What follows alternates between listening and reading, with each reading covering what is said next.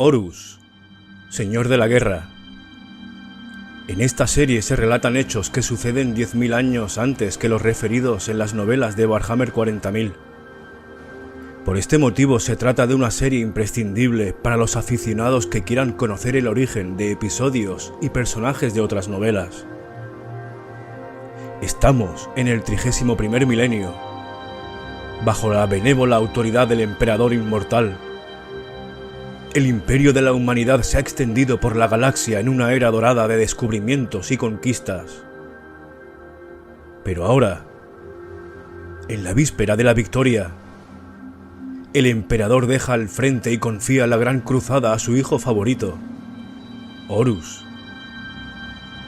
Ascendido a Señor de la Guerra, ¿podrá el idealista Horus llevar a cabo el grandioso plan del emperador? ¿O acaso este ascenso sembrará las semillas de la herejía entre sus hermanos? Horus, Señor de la Guerra, es el primer capítulo del relato de la herejía de Horus. Una guerra civil galáctica que amenazó con provocar la extinción de la humanidad. Una época legendaria. Héroes extraordinarios combaten por el derecho a gobernar la galaxia. Los inmensos ejércitos del Emperador de Terra han conquistado la galaxia en una gran cruzada. Los guerreros de élite del Emperador han aplastado y eliminado de la faz de la historia a innumerables razas alienígenas. El amanecer de una nueva era de supremacía de la humanidad se alza en el horizonte. Ciudadelas fulgurantes de mármol y oro celebran las muchas victorias del Emperador. Arcos triunfales se erigen en 1.000.000 de mundos para dejar constancia de las hazañas épicas de sus guerreros más poderosos y letales. Situados en el primer lugar entre todos ellos están los primarcas, seres pertenecientes a la categoría de superhombres que han conducido los ejércitos de marines espaciales del emperador a una victoria tras otra. Son imparables y magníficos, el pináculo de la experimentación genética. Los marines espaciales son los guerreros más poderosos que la galaxia haya conocido. Cada uno de ellos capaz de superar a 1 centenar o más de hombres normales en combate. Organizados en ejércitos inmensos de decenas de miles de hombres llamados legiones, los marines espaciales y sus jefes primarcas conquistan la galaxia en el nombre del emperador. El más importante entre los primarcas es Horus, llamado el Glorioso, la estrella más brillante, el favorito del emperador. Es igual que un hijo para él. Es el Señor de la Guerra, el comandante en jefe del poderío militar del emperador, dominador de 1.000.000 de mundos y conquistador de la galaxia. Se trata de un guerrero sin par, un diplomático eminente. Horus es una estrella ascendente, pero ¿hasta qué altura puede llegar una estrella antes de caer? Primera parte. Los engañados. Yo estaba allí el día que Horus mató al emperador. Los mitos crecen como cristales, según su propia estructura recurrente, pero es necesaria la existencia de un núcleo apropiado para iniciar su crecimiento. Atribuida al rememorador Koestler. La diferencia entre dioses y demonios depende en gran medida de la posición en que se encuentre uno en ese momento. Primarca Lorcar. La nueva luz de la ciencia brilla con más fuerza que la antigua luz de la hechicería. ¿Por qué? Pues no parece que seamos capaces de ver tan lejos. El filósofo sumaturiano, Salonum. 1. Sangre derramada por un malentendido. Nuestros hermanos que se hallan en la ignorancia. La muerte del emperador. Yo estaba allí, acostumbraba a decir después, hasta que después se convirtió en un tiempo que no producía ninguna risa. Yo estaba allí, el día que Horus mató al emperador. Era una presunción deliciosa, y sus camaradas reían entre dientes ante la total deslealtad que ello implicaba. La historia era buena, y era Torgadon quien por lo general se encargaba de engatusarlo para que lo contara, pues Torgadon era un bromista, un hombre de risa contundente y jugarretas estúpidas. Y Loken volvía a contarlo, un relato referido a tantísimas veces que casi se contaba solo. Loken siempre se aseguraba de que su público comprendía adecuadamente la ironía de su historia. Probablemente sentía cierta vergüenza respecto a su complicidad en el asunto, ya que se trataba de un caso de sangre derramada por un malentendido. Existía una gran tragedia implícita en el relato del asesinato del emperador. Una tragedia que Loken siempre quería que sus oyentes apreciaran. Pero la muerte de Sejanus era, por lo general, todo lo que fijaba la atención de estos.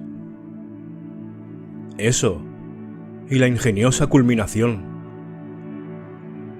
Había sido, hasta donde los orólogos dilatados por la disformidad eran capaces de atestiguar, el año 203 de la Gran Cruzada. Loken siempre situaba su historia en el lugar y tiempo apropiados.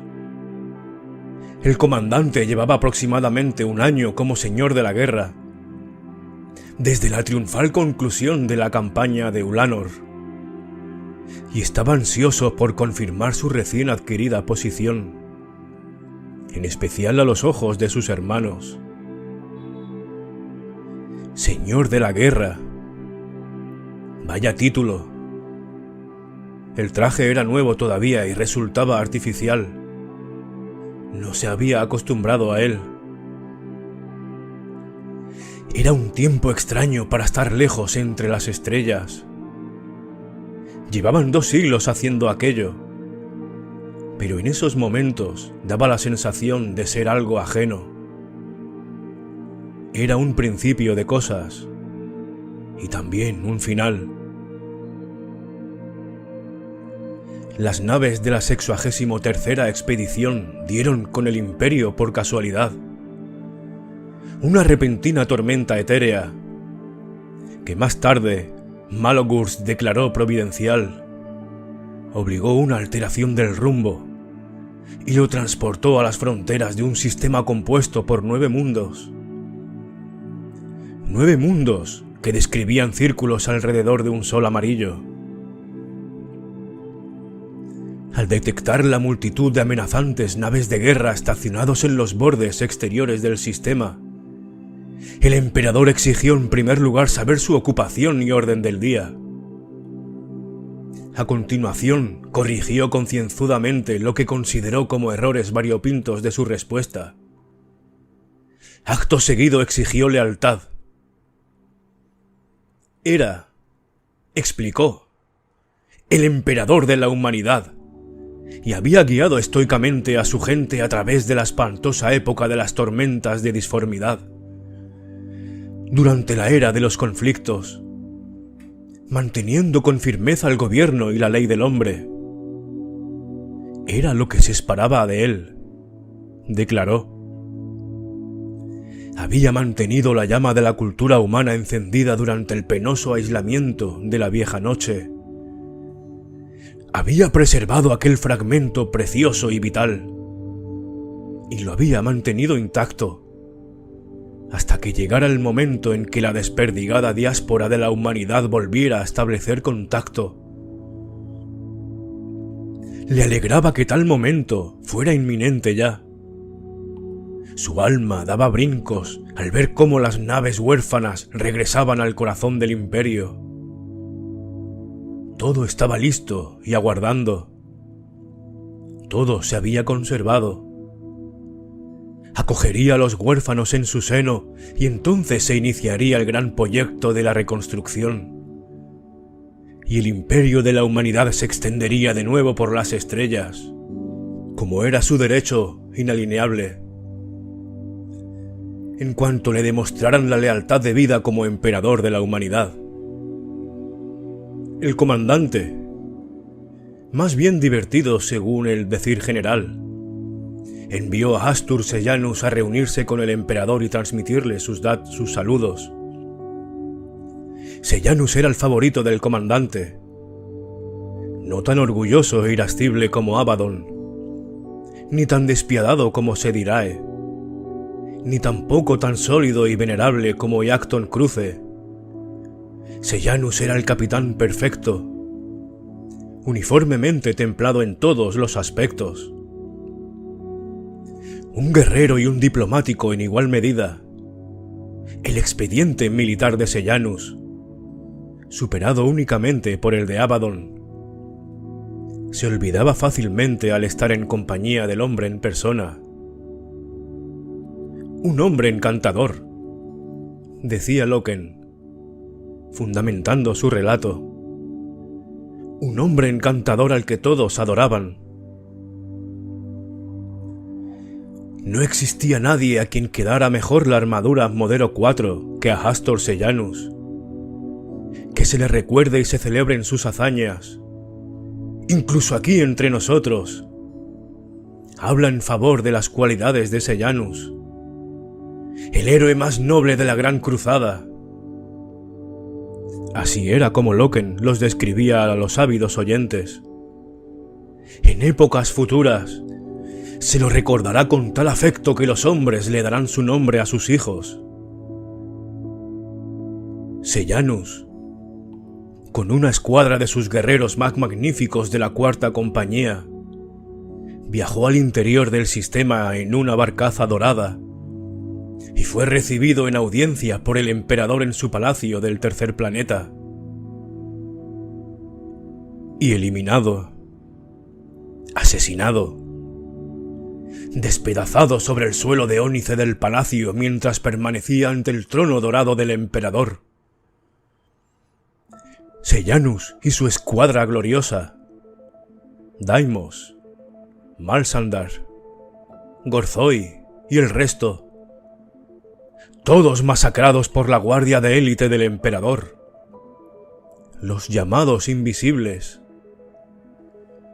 Al parecer, Sejanus no había ofrecido la correcta promesa de lealtad y, con muy poco tacto, había sugerido que en realidad incluso podría existir otro emperador.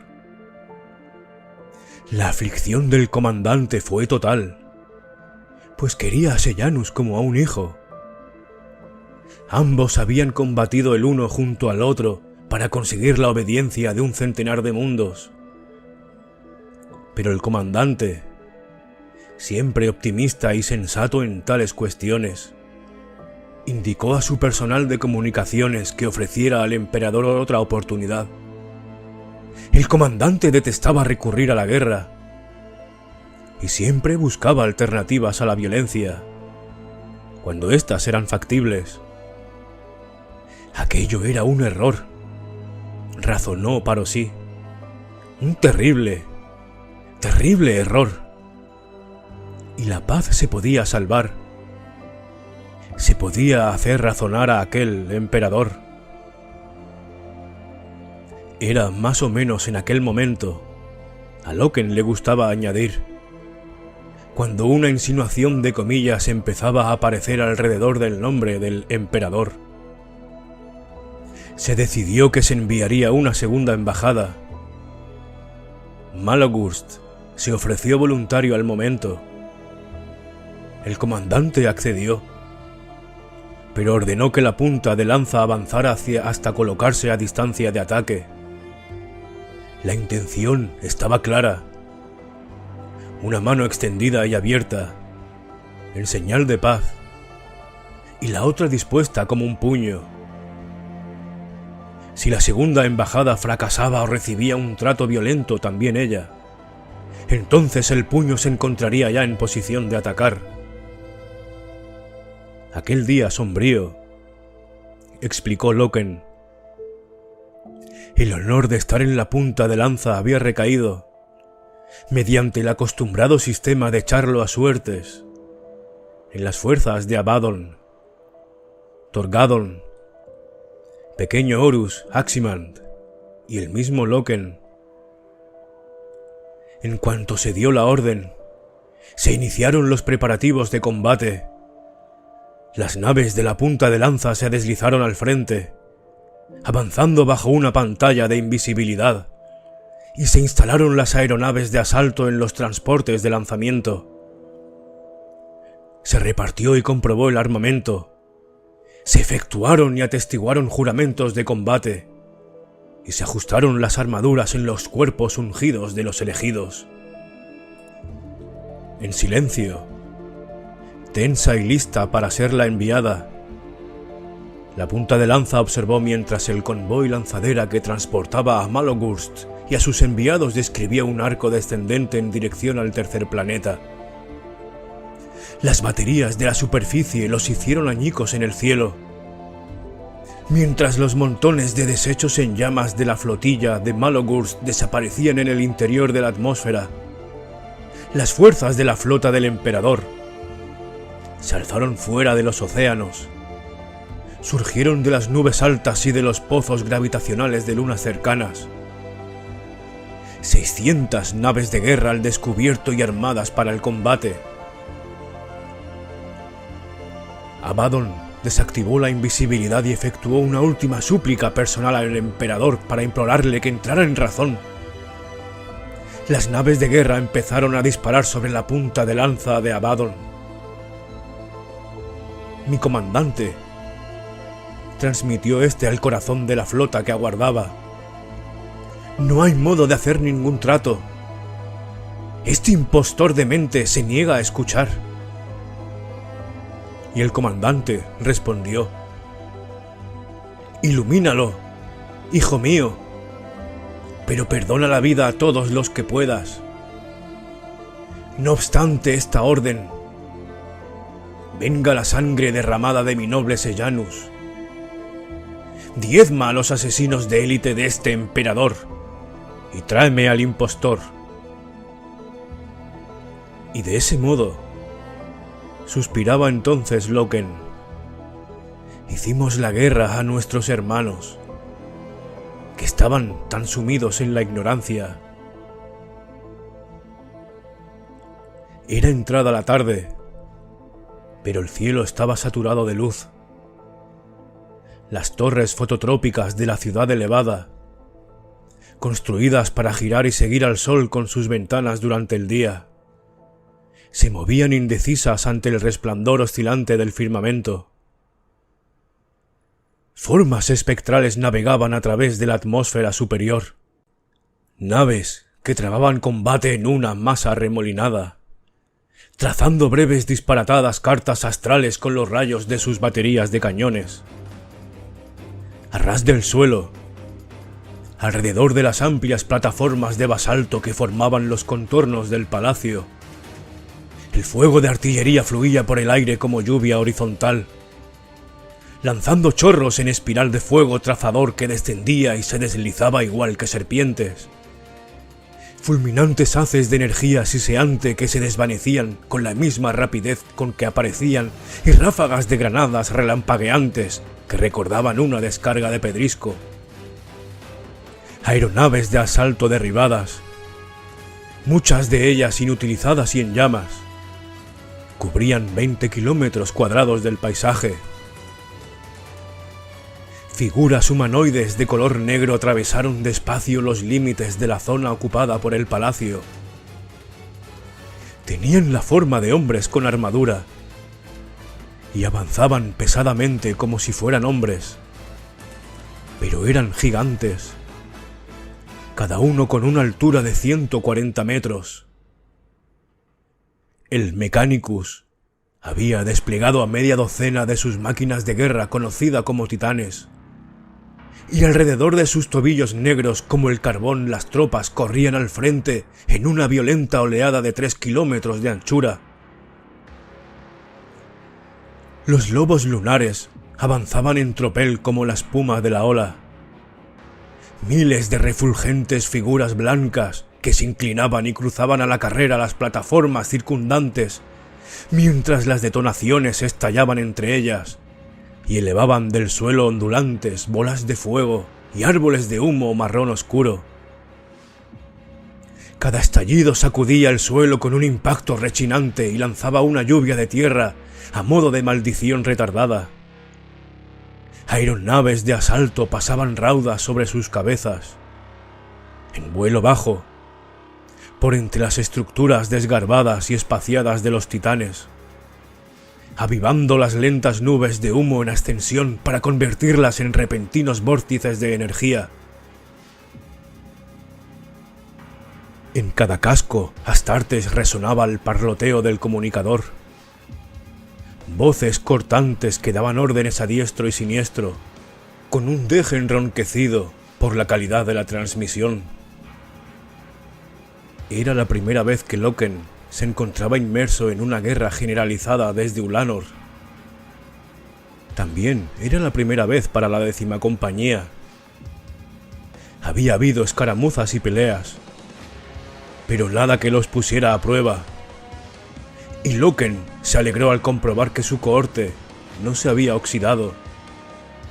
El régimen inflexible de instrucción real y ejercicios extenuantes que había mantenido los había conservado tan combativos y serios como los términos de los juramentos de combate que habían efectuado apenas unas horas antes. Ulanor había sido glorioso. Una tarea dura en la que no se regateó ningún esfuerzo para conseguir expulsar y derrocar a un imperio bestial. Los Pieles Verdes habían resultado un adversario pernicioso y con capacidad de adaptación, pero los doblegaron y desperdigaron los rescoldos de sus hogueras rebeldes. El comandante había quedado dueño y señor del terreno mediante el empleo de su estrategia favorita en la que era un experto: la ofensiva de la punta de lanza dirigida directamente a la garganta.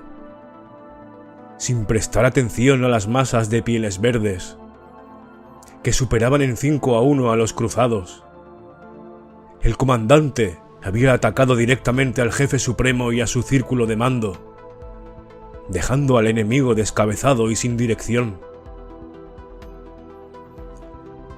La misma filosofía operaba allí: desgarrar la garganta y dejar que el cuerpo se convulsione y perezca. Loken y sus hombres, y las máquinas de guerra que les daban apoyo, eran el filo de la espada desenvainada para tal propósito. Pero aquello no era el absoluto como Ulanor. No había sotos de lodo ni bastiones de arcilla, ni fortalezas destartaladas de metal y alambre desnudos, ni tampoco estallidos de pólvora en el aire u ogros aullantes. Aquello no era una reyerta primitiva, decidida por las espadas y la fuerza de la parte superior del cuerpo. Aquello era guerra moderna en lugar civilizado. Era hombre contra hombre, dentro de los límites monolíticos de una gente refinada. El enemigo poseía artillería y armas de fuego que eran en todo punto comparables tecnológicamente a las de las fuerzas de la Legión, y la habilidad y el adiestramiento necesarios para utilizarlas. A través de las imágenes verdes de su visor, Loken veía hombres con armaduras que dirigían contra ellos armas de energía en las zonas inferiores del palacio. Vio armas montadas sobre orugas, artillería automatizada, nidos de 4 o incluso 8 cañones automáticos sincronizados sobre plataformas móviles que avanzaban pesadamente impulsadas por patas hidráulicas. No se parecía en absoluto a Ulanor. Aquello había sido una experiencia terrible. Esto sería un examen. Igual contra igual. Adversarios semejantes enfrentados. Excepto que, no obstante toda su tecnología militar, al enemigo le faltaba una cualidad esencial. Y esa cualidad estaba encerrada en el interior de todos y cada uno de los bastidores de la armadura Mark IV. La carne y la sangre mejoradas genéticamente de los astartes imperiales. Modificados. Perfeccionados. Más que humanos. Los astartes eran superiores a cualquier cosa con la que se hubieran tropezado o fueran a tropezarse jamás. Ningún ejército de la galaxia podía esperar jamás ser capaz de igualar a las legiones, a menos que las estrellas se extinguieran, reinara la locura y la legitimidad se invirtiera. Pues, tal y como Sedirae había dicho en una ocasión, lo único que puede derrotar a un Astartes es otro Astartes. Y todos se habían reído ante aquello. Lo imposible no era nada de lo que tener miedo. El enemigo, con armadura de un magenta bruñido ribeteado de plata, como Loken descubrió más tarde cuando los contempló sin el casco puesto, defendía con firmeza las puertas de inducción que conducían al palacio interior. Eran hombres de gran tamaño, altos, de pecho y hombros robustos, y en el punto culminante de su estado físico. Pero ninguno de ellos, ni siquiera los más altos, le llegaban a la altura de la barbilla a uno de los lobos lunares. Era igual que pelear contra niños. Niños bien armados. Eso había que reconocerlo. Por entre las arremolinadas nubes de humo y discordantes detonaciones, Loken condujo a la veterana primera escuadra escaleras arriba a la carrera, con las suelas de plastiacero de las botas chirriando contra la piedra. La primera escuadra, la 10ª compañía, la escuadra táctica Helibor, gigantes relucientes bajo una armadura de un blanco nacarino, con la insignia de la cabeza de lobo sobre las placas de respuesta automática de los hombros. El fuego cruzado zigzagueaba a su alrededor desde las puertas custodiadas situadas ante ellos, y el aire nocturno relucía por la distorsión que provocaba el calor del tiroteo. Alguna especie de mortero automatizado en posición vertical descargaba un torrente lento de enormes cargas explosivas por encima de sus cabezas. ¡Eliminadlo!, oyó Loken, que ordenaba el hermano sargento Jubal a través del comunicador. Jubal dio la orden usando el lacónico argot de Chitonia, el mundo del que eran originarios, un lenguaje que los lobos lunares habían conservado como su idioma de combate. El hermano de batalla, que llevaba el cañón de plasma de la escuadra, obedeció sin vacilar. Durante un resplandeciente medio segundo, una cinta de luz de 20 metros unió la boca de su arma con el mortero automatizado, y a continuación el aparato envolvió la fachada del palacio en una estela de abrasadoras llamas amarillas. La explosión acabó con docenas de soldados. Varios salieron volando por los aires y aterrorizaron contraídos y desmedejados sobre la escalinata. ¡A por ellos!, chilló Jubal.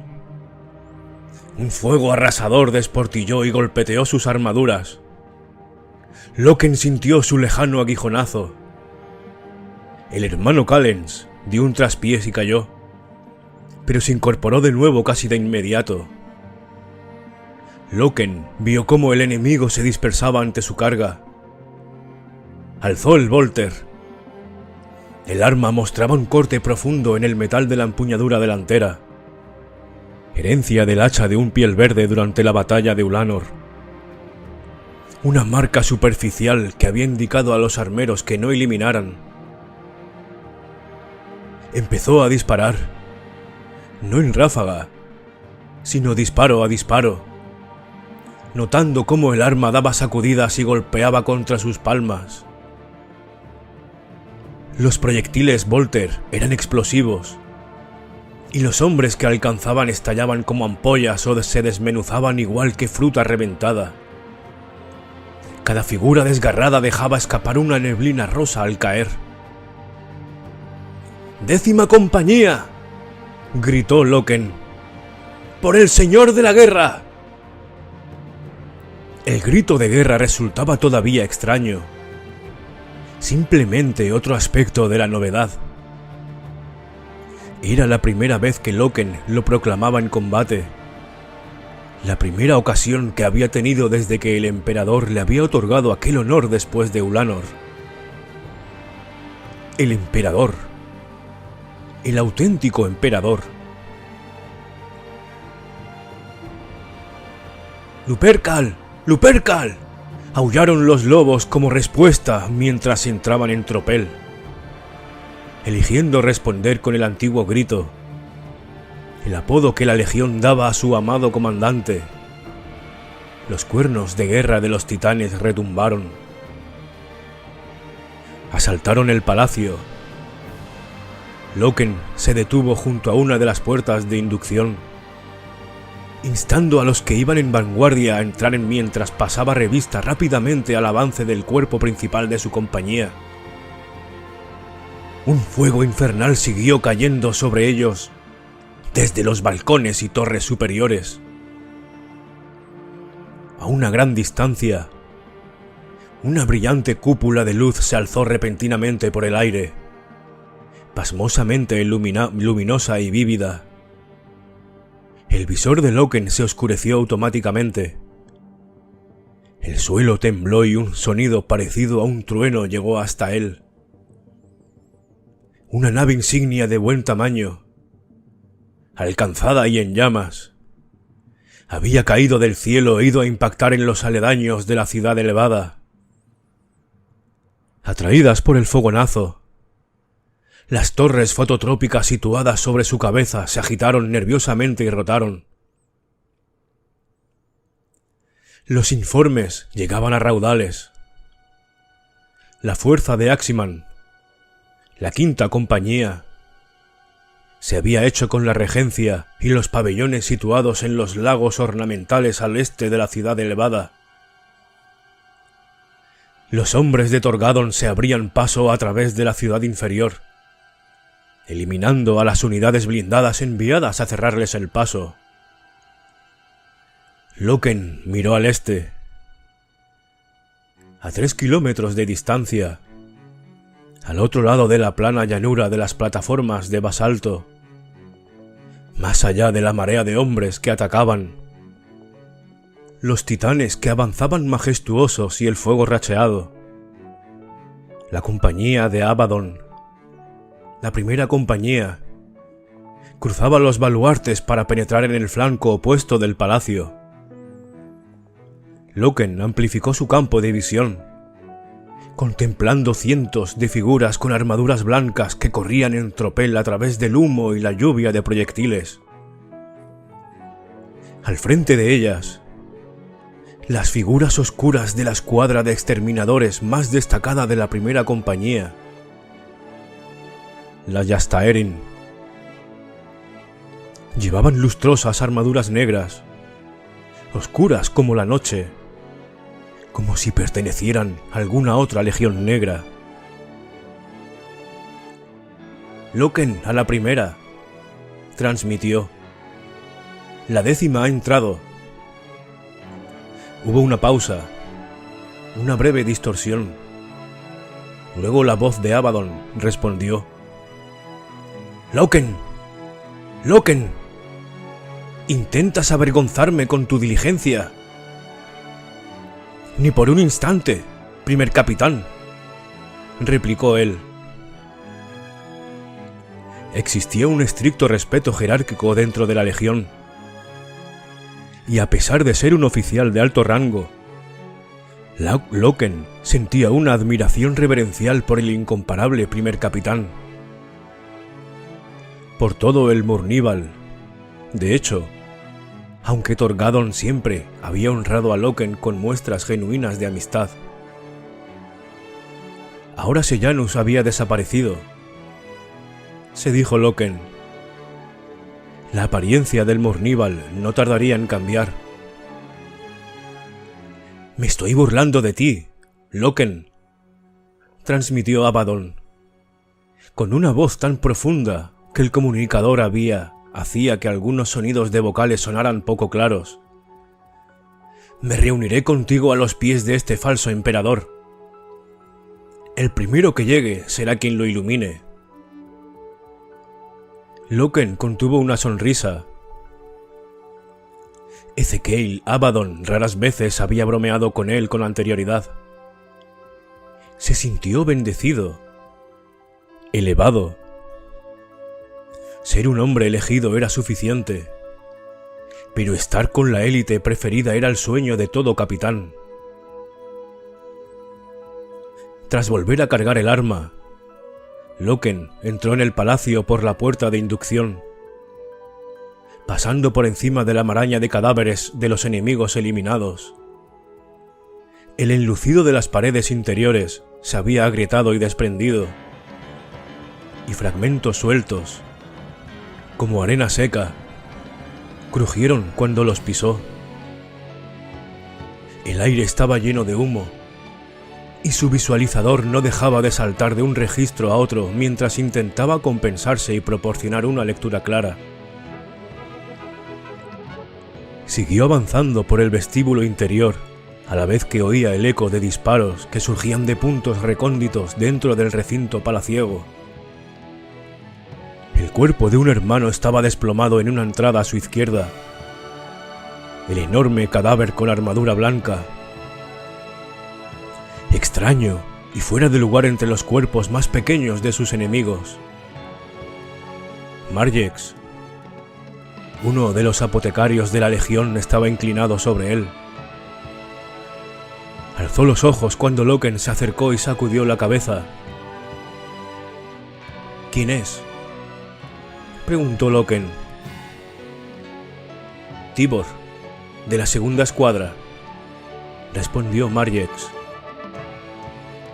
Loken frunció el entrecejo al ver la devastadora herida de la cabeza que había detenido a Tibor. «El emperador conoce su nombre», indicó. Margex asintió. Introdujo la mano en su Nartecium para coger la herramienta reductora. Iba a retirar la preciosa semilla genética de Tibor para que pudiera ser devuelta a los bancos de la Legión. Loken dejó el apotecario con su tarea y siguió avanzando por el vestíbulo.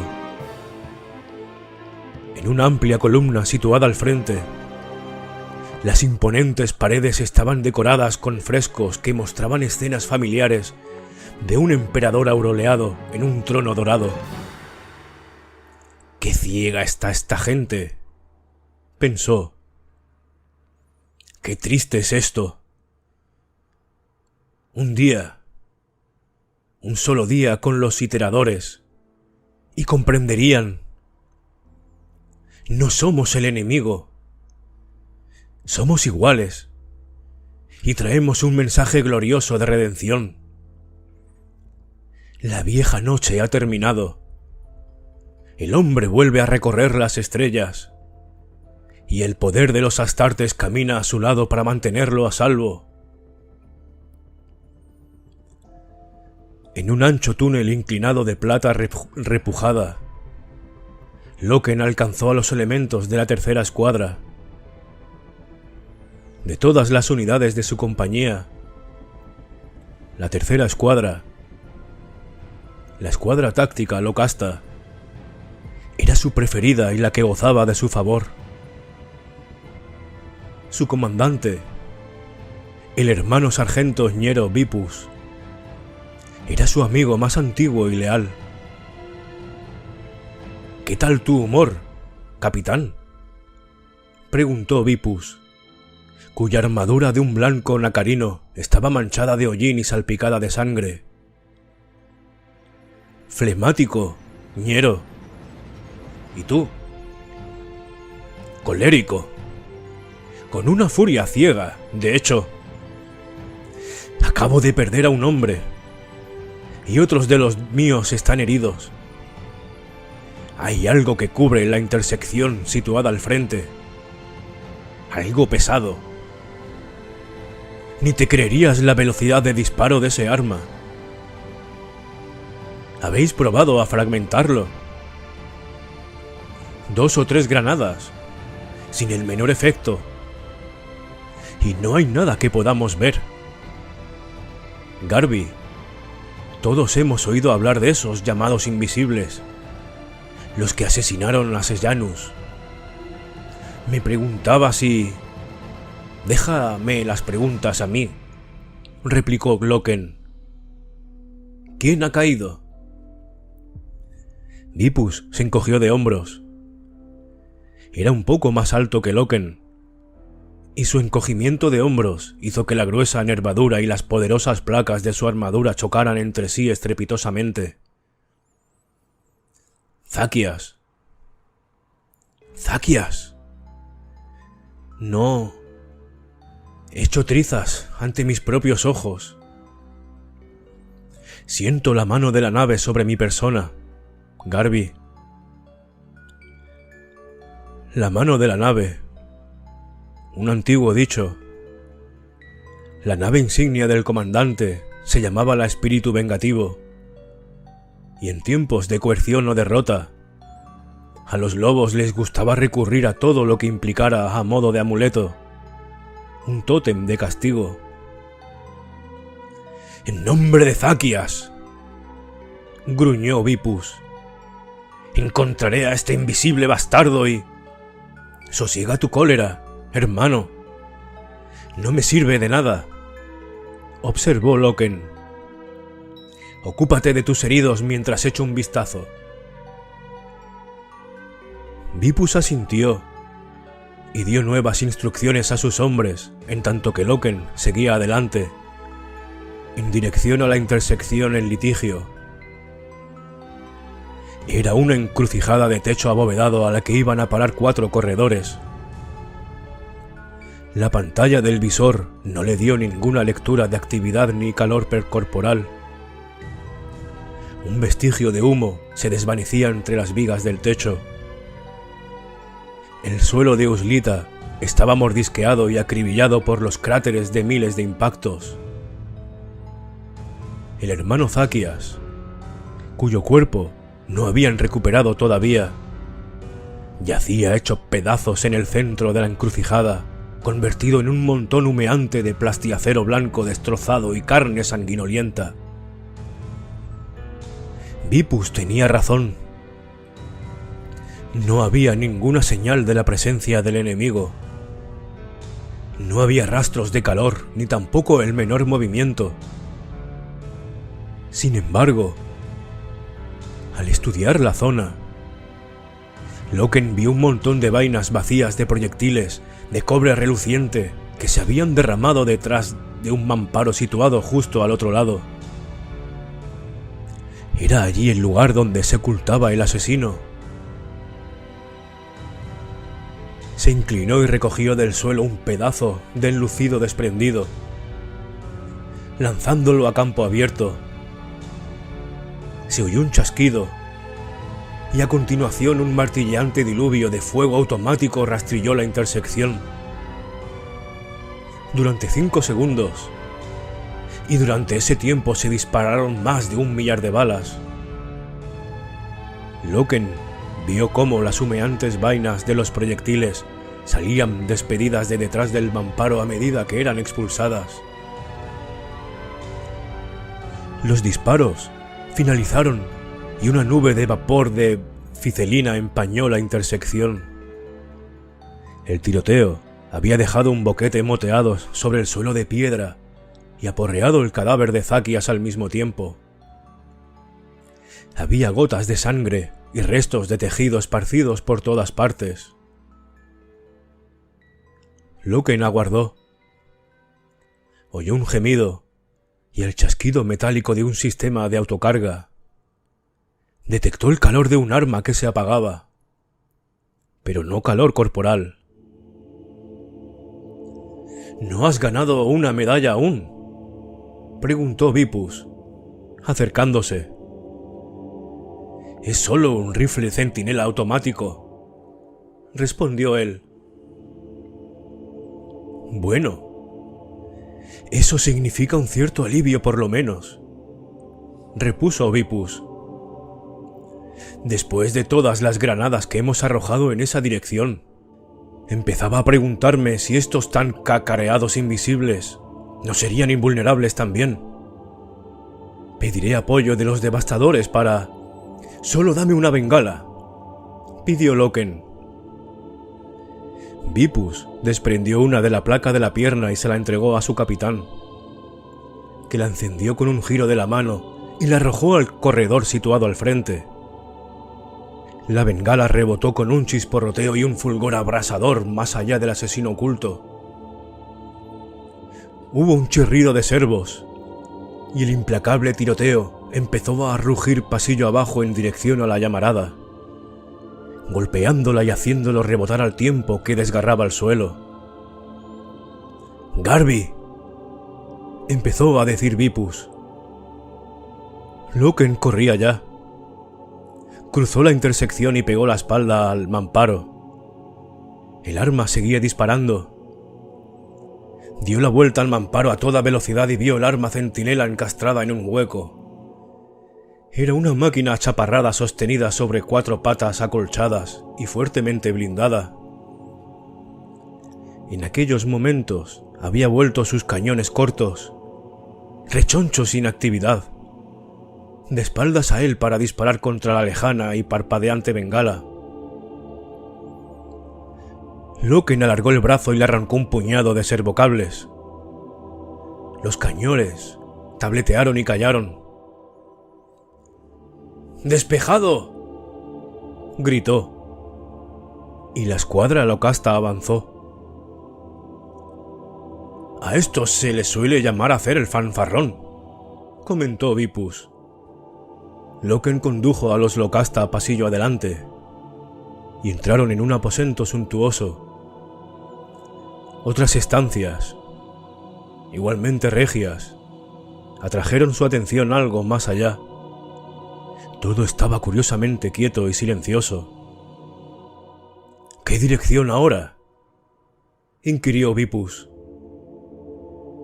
Vamos a encontrar a ese emperador. Así por las buenas, resopló su compañero. El primer capitán apostó conmigo a que no llegaría el primero. El primer capitán, ¿eh? ¿Desde cuándo ha tenido Garby el Loken un trato de amistad con él? Desde que la 10ª entró en el palacio por delante de la primera. No te preocupes, ñero. Pensaré en vosotros, hombrecillos insignificantes, cuando sea famoso.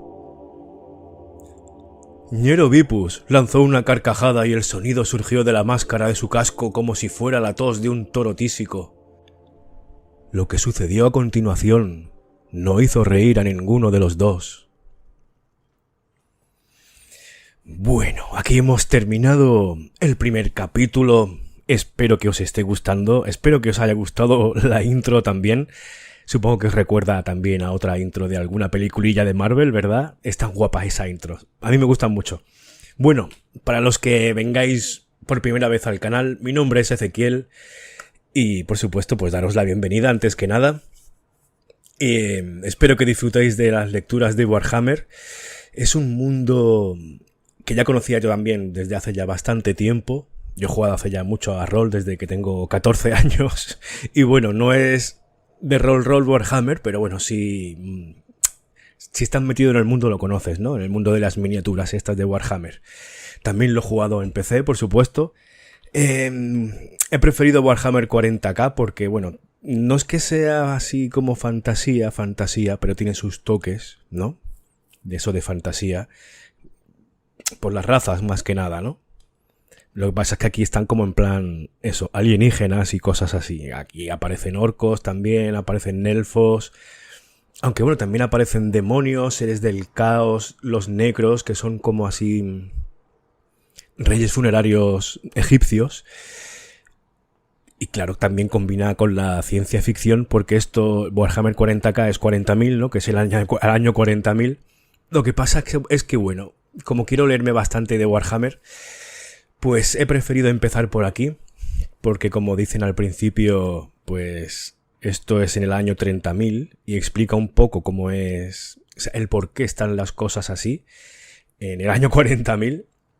Y además, bueno, pues es una forma de comprenderlo mejor cuando lleguemos a esos libros y que además, por supuesto, cuando nombren a algunos de estos personajes o algunos de los hechos que del pasado, pues podremos decir, hostia, el tío este, no sé qué, te llega más, ¿no? O sea, lo disfrutas más y comprendes mejor el mundo de Warhammer, porque es un mundo muy, muy, muy extenso, tiene un trasfondo, un lore en inglés enorme, y además es que es un mundo brutal. Aquí el que sobrevive, porque no es vivir, prácticamente esto es sobrevivir, es un mundo muy caótico. De hecho, bueno, se supone, yo no tengo mucha idea tampoco del mundo de Warhammer, pero se supone que estos del caos es por una especie de sucesos que fueron pasando en el universo y tal, y surgieron los seres del caos. No sé, es una paranoia. Pero bueno, ya iremos aprendiendo más. Espero que os guste, que os esté gustando. Y por supuesto, pues haberme ganado vuestro me gusta y vuestra suscripción si no lo has hecho ya. Y por supuesto, pues nos veremos en el siguiente capítulo. Que bueno, os diré cómo se titulan. Un encuentro con los invisibles a los pies del trono dorado y Lupercal. Ese es el título del capítulo 2, que son 3. Pues muchas gracias por haber llegado hasta aquí y nos veremos en la siguiente lectura. Hasta luego.